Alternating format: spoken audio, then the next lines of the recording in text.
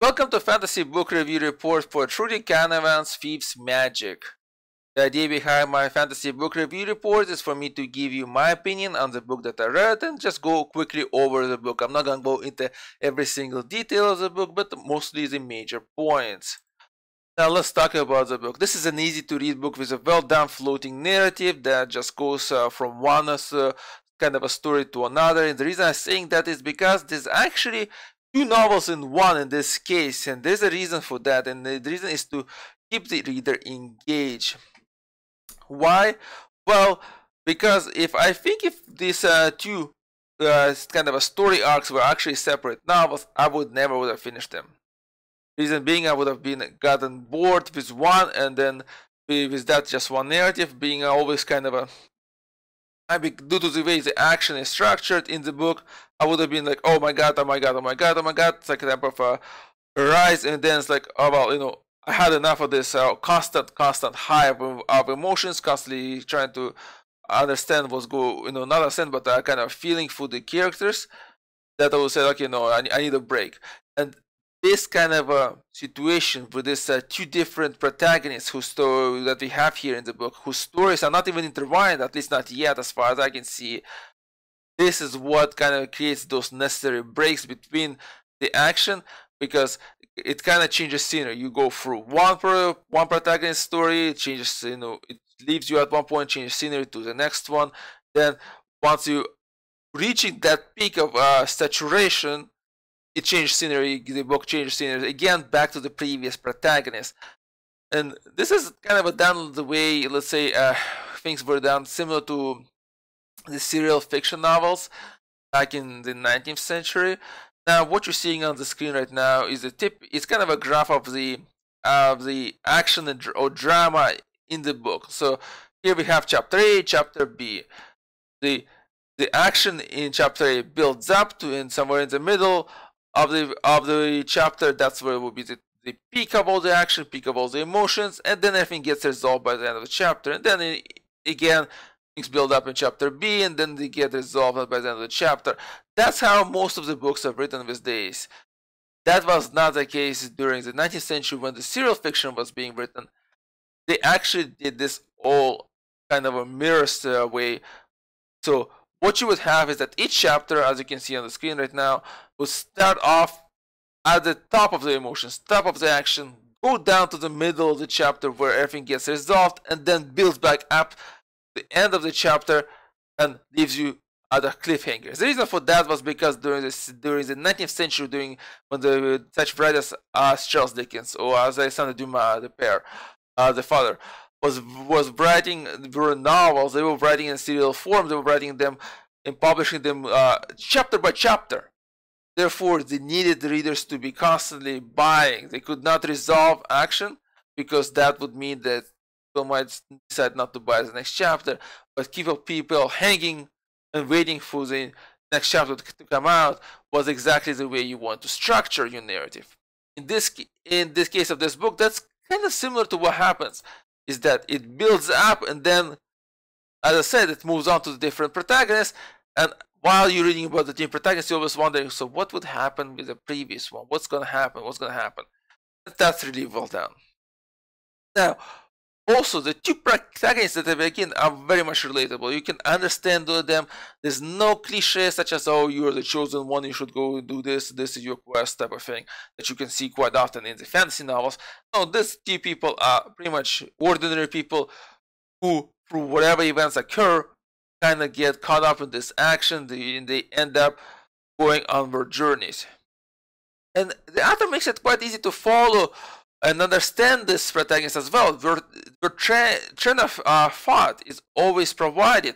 You know why the characters decide to do what they decide to do. This protagonist decide to do on things because they reason it out, and the author provides this reasoning for us. So we as the readers, we might say, well, this is a wrong thing to do. This was the one case where I'm like, why is this person doing this? Why is this person doing this? But, like, I would not do something like that. This is not the something decision that I would make. But we have provided the reason why the person feels the way they want to do it. Why are they doing it? And so we might disagree, but we still understand. That's what I also liked about this book. So let's get into the actual story. There's two stories, as I mentioned. The first story, the first protagonist we introduced to, I guess, name is called is Tian. I'm not exactly sure. Doesn't really matter. The protagonist is a student in university studying magic and history and archaeology.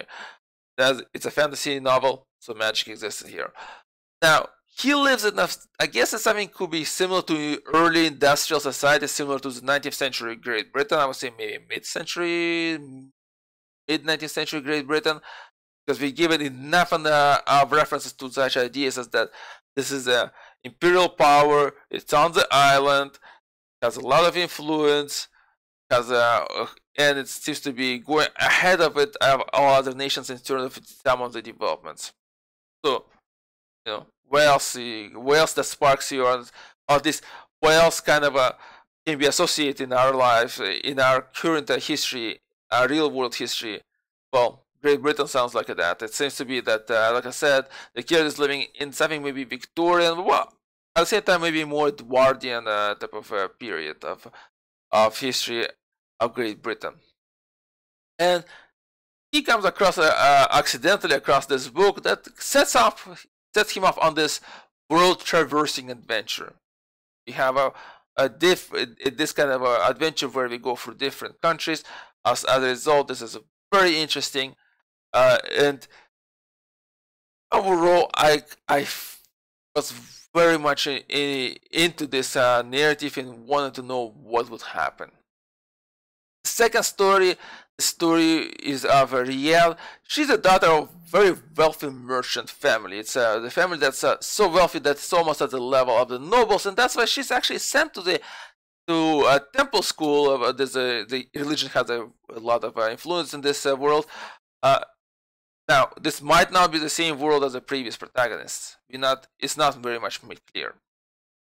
And so, back to what I was saying before, it's a temple school for the nobles, and she's sent there to make friends with nobles and kind of pretty much marry into the noble family that way, because the Persian family is trying to increase their rank in society, and they've done all they can when it comes to money part. Now they need connections such as noble connections, and it looks like she's living in something close to Renaissance period. The society is around like that. We have a very strong religious type of influence, but at the same time, there's a lot of art happening, and this kind of development. A lot of seems to be in art. Something very interesting is happening right in this world. So Rielle, who's an artist herself, meets an artist. She falls in love with that person, and as a result, her journey begins. And her journey is not world traveling type of adventure. Hers is mostly happening in the home city that she lives in, and it tells kind of the situation of her love and her in the complexity of society around her that kind of causing all these problems for her. Again, a very interesting narrative. So let's talk about the major themes. Now, it's very important for me that the book have certain themes, very good themes, because having an entertaining narrative is very good, and that gives you, it makes a good book. But if you want to really move on from just a good book to something to a work of art, you gotta have some kind of themes, because as a piece of art's job is to entertain and to educate, and so being able to entertain is good. Being able to educate and after you are entertained is great, and that makes you a work of art. And so in this case, I think the major themes are such: there's the small actions and decisions that we make overall to compound and to lead to unintended consequences, something that we did not expect, and it happens quite often in this book. As I mentioned before, the trend of thought of the protagonist is always given, and as we go through it, we start to understand more and more why they're making these decisions. But at the same time, it's like all these little decisions that they are making that we're being presented to us, they lead to all these things that happen to this kid. Sorry, they lead to all these things that happen to these characters. The second major theme that I see is that human beings have a limited range of experience, and so we never have a full information to make decisions. I think that plays out very much a lot in this novel, since the idea is that, again, the characters are making kind of deductions on the information they provide, but later on somebody might approach them and say, well, by the way, this was also this happening, but the character did not have any knowledge of that information, and so they maybe made the best choice available to them at the time based on their set of information, but now that the new one is added, it kind of changes everything. And this kind of theme is actually something that I really like, because, well, I do have a financial background, and behavioral finance, this is a very big thing. The idea is that we do not really have, as a human beings, enough information to make a 100% fully rational decision. Instead, we make decisions unlimited amount of information because we don't have ability to research all the facts due to the time constraint. And same thing here. Sometimes decisions have to be made quickly, or the characters lack the ability to get all the information. Now, there's some minor themes here too. There's a definitely theme of pollution. We're talking about industrial era of development during which one of the protagonists lives. So magic is seen as like a resource, and that's actually causes a residue that's called soot after it's used. So there's also themes such as that it can run out, so it's a limited type of a resource. There's other themes such as corruption from due to power. We're talking about priests and control of population. All this kind of things is being discussed. We have colonialism, treatment of colonial people. We have inequality in society for women. All that is given, but I'm not even sure if it's that much of a themes as much of a world building, because we provided the two different societies which are not perfect, and therefore they're going to have faults, and these faults are illustrated through these things: pollution, corruption, colonialism, inequality. All that is given to create a more believable world, right? Rather than placing protagonists in a perfect world where everything is solved. In this case, they're placed in a world that has these faults, but at the same time, they're not really solving any of them. The narrative is not about the characters trying to solve any of these issues.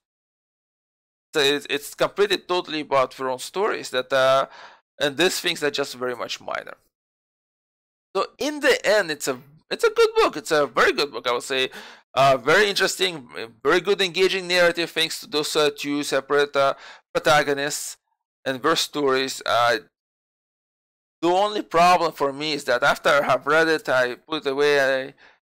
I thought about it and said, well, nothing here in this book that will make me go back to it. That's the reason I don't consider this to be a great book. I just consider it to be a good book. Because if it was something in it that I would say, yes, I want to reread this book again, I want to re-experience it, that would have made it a great book. Alright, thank you for listening and for watching.